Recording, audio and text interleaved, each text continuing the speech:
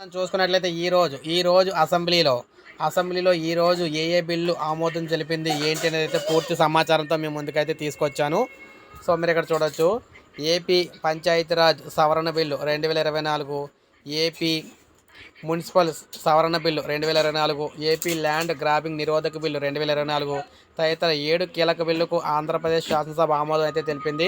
ఎంతమంది పిల్లలు ఉన్నా సరే స్థానిక సంస్థల ఎన్నికల్లో పోటీ చేసేందుకు అవకాశం కల్పించేలా నిబంధనలు మారుస్తూ తీసుకొచ్చిన బిల్లు సభ ఆమోదం అయితే పొందింది.